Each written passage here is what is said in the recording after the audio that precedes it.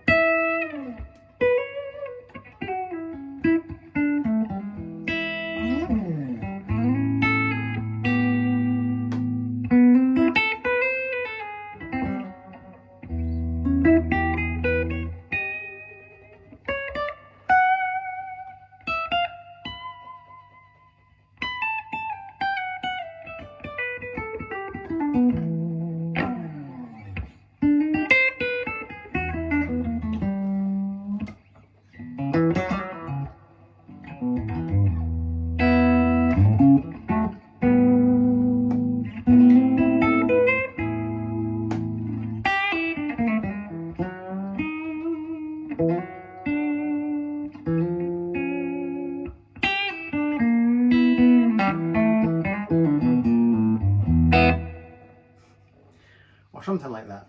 So I hope you enjoyed that. Stick around and we'll break it down chord by chord and lick by lick.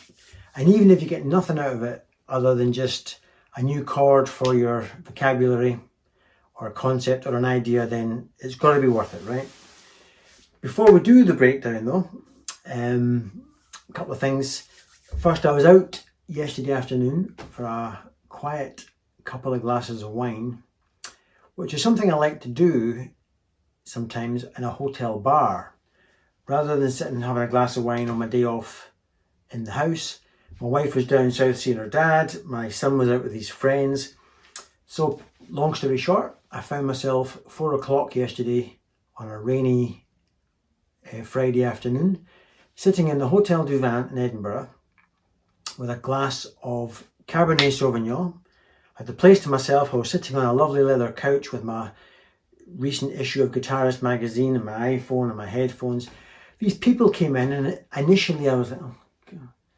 So, but then I got to eavesdropping, as you do. And initially it was a couple of guys maybe in their early 60s and this lady maybe equivalent age. One of the guys went away and I'm eavesdropping, not intending to, of course.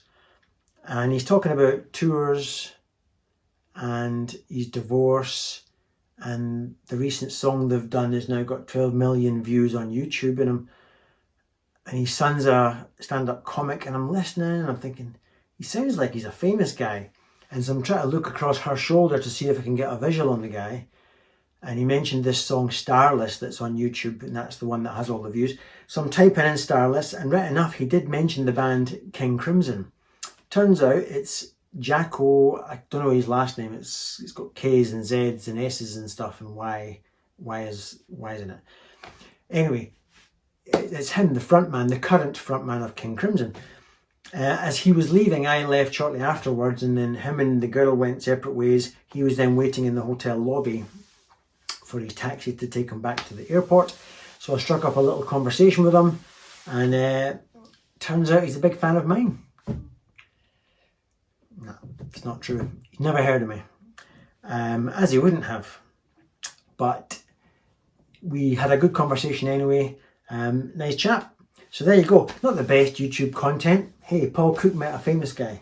But anyway, it was fun for me. Oh yeah, second of all, before we do the guitar breakdown, pedals. The last 3 videos have been a real eye-opener for me, in that I started this YouTube channel in summer 2017 with just a katana, a bunch of guitars and no pedals. Then I seem to have accumulated valve amps and loads of pedals, and after the last 3 videos I've had time to reflect. You don't really need pedals, do you? I mean, here I go again, recording a track tonight that the best sounding take was the one without any pedals. Even the Kingsley Page, nothing's as good as just the amp for me sometimes. So anyway, I wanted to buy a power brick for my board, quite an expensive one, the Strymon Zuma, because it could power my new valve driven pedals, my Hagerman and my Page, which need 500 milliamps. But I didn't want to keep spending. I've not got the money to keep spending. And so I thought I'll sell some pedals. So I have. So I've sold a bunch of pedals. And so I've sold my Ryra clone, gone. My Tube Screamer thing, the green tube, gone. My Mojo, gone. My... there's another one. Anyway, oh yeah, a little compressor that I had. The Trelicopter tremolo thing, my NUX Atlantic, which is the combined reverb and delay. So a bunch of stuff. I've kept, well, here's a screenshot of my current pedal board, and also, so you'll see what I've got there. And I've also kept 4 other pedals, my little fuzz pedal, my Kuvave fuzz, which was a present from Thor Oliverson in Norway, and a few others, and my JTM SS overdrive. So that's all with me. But hey, you don't really need pedals, do you? So I've got my Strymon Zuma now, we're all good. Right, let's stop me babbling and let's go on with the breakdown for tonight. Opening lick. 3rd fret of the thin E, 4th fret of the thick E. 3rd fret of the thick E and 3rd fret of the G, and you'll see my right hand creates that lovely dissonance. Down a semitone, and then grab a baby E chord. Just open E string and hammering on the major 3rd. Up to a B7. I'm just playing 2 notes from the B7 so I can give it vibrato. That's just a little lick from that shape of E.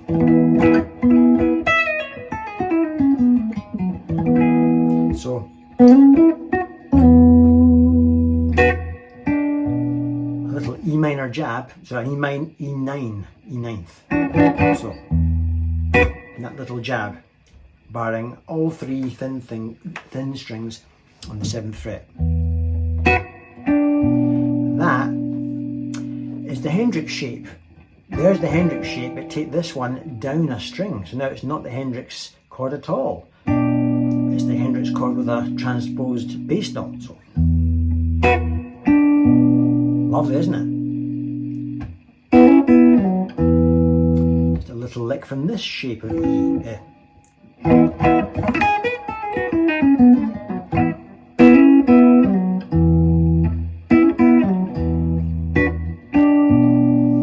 Back to my Hendrix with the transposed bass. Up to A. Little lick. That's just a voicing of A.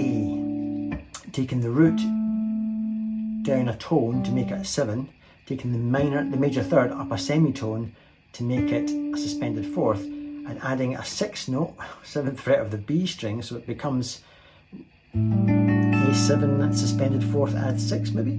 Just a voicing. And then A minor,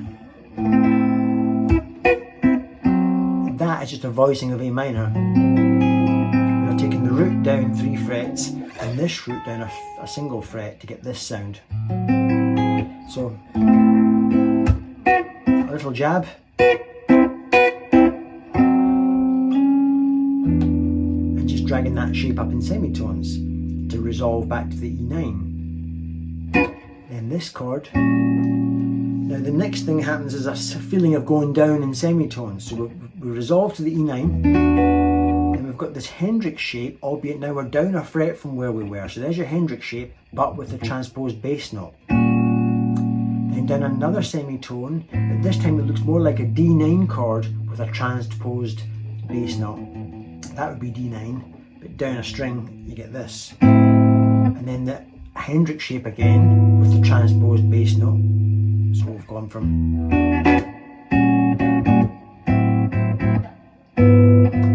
Then the Stevie Ray Vaughan Lenny chord. That chord is from Lenny. You might play it like this. Basically a G chord with this note transposed down all the way down to there. And then as the band would go down to E, I'm going just to create some lead playing type interest. Up to the B, and listen to this.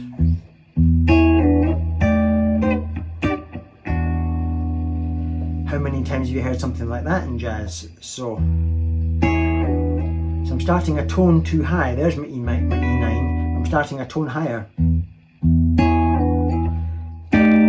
then I'm getting that shape, which is a bit like an F9. There's F9 with an added pinky 2 frets higher. And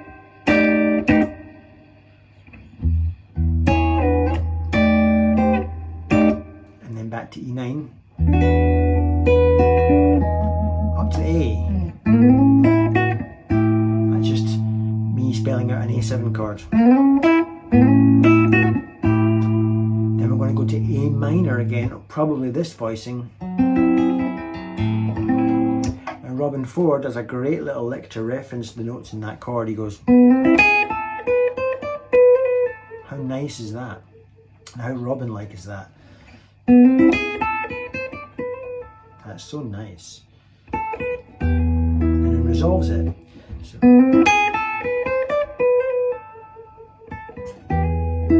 Now we're going to go down in semitones from E to E flat to D to C sharp, right? And the way he does that, or the way I'm doing it, is that shape of an E flat. That's the same chord, just a different shape. So I've gone E flat, D, these are both Ds. That's my way of referencing the C sharp. And I'm just 8th on the A string, 10th on the thin E, down to the 9th on the thin E. Then I'm playing some lead, because the band would be an F sharp minor. And I'm playing pentatonic blues licks over the top of that F sharp minor 7. So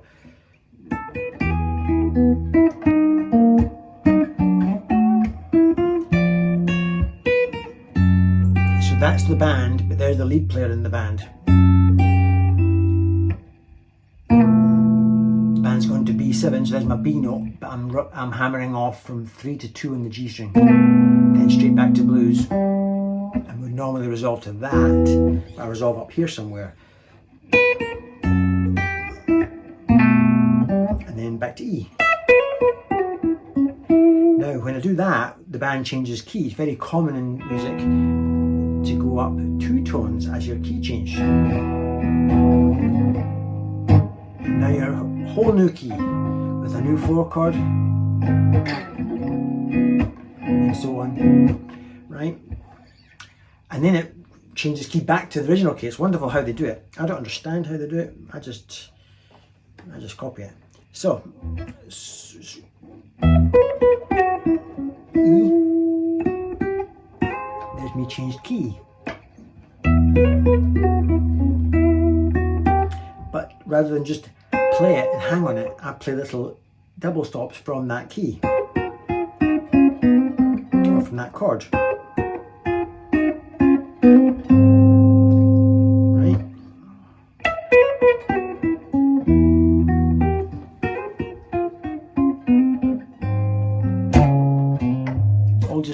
just that chord. But then I visit this thing. What am I doing, Paul? Come on, get it right. That chord there, I stole it off Robben Ford. It's just that chord. It's what is that? An A flat. So it's an A flat 7 now, and instead of having the major third there, I've got it down a tone, playing it with my 3rd fret on the G string. And then I've actually got the major third back again, but it played down here in an uncomfortable stretch. And then I can hit the fretted E string as well, so I'm really barring that to create, will that be a 6th note? I don't know, who cares? But by coincidence, because it's there, I discovered just about yesterday, if I take that off and reapply it, I get this weird sound. It's tiring. And that's for the 4 chord. Just a 9th. And with this up, just adds a bit of flavour. So that's just a C sharp 9 or D flat 9. With this up barring the E and B string is 2 frets higher. And then keeping with that, just a lead playing. All double stops. Then a joining chord to suggest we're going to this chord, which is now an F sharp chord with a 6 on top, or 9 on top, sorry. Suspended, just to create a 7th. Then listen to this. How nice is that? I sound like a real guitar player when I play that. Oh, that's just a B13 up a semitone to a C13. Then, now what that is, I'm trying to get semitones. Not me, Robben Ford is. I'm just following along like one of his disciples. Now listen to this top note. The top note.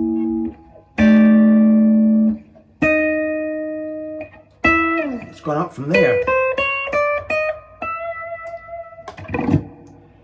in semitones.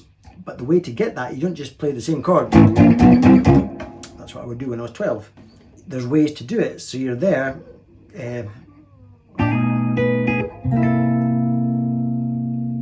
Then I played a kind of 9th chord to get that note. Then I dropped at a semitone, but by adding the pinky up here, it actually has the effect of rising up the fretboard rather than reducing the length of the fret. And then I sort of a cheat, and that's just octaves this time. Look at my thumb and forefinger. Just pentatonic lead, major scale lead. What did I do? Hang on.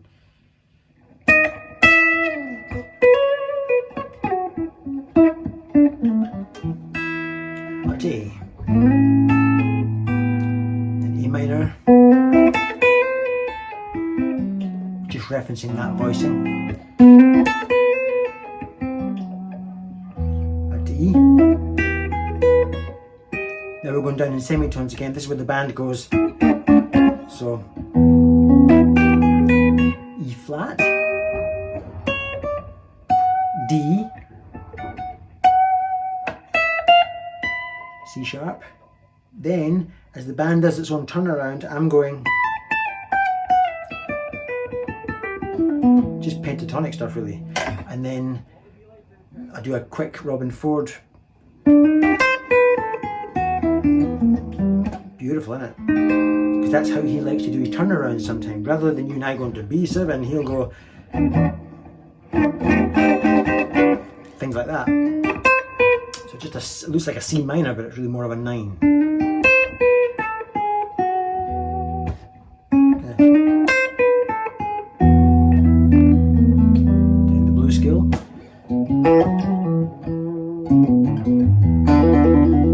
Then up to A. Then E minor. That's me just referencing that voicing. and then back to E. So, because now the band's got to go from the semitones again.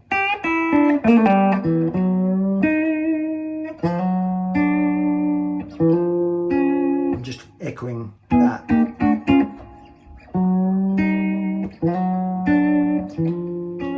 And then just a lick to finish.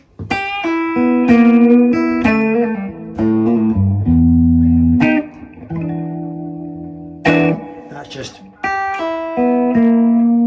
to get that dissonance. That's the best note in music, the flat 5.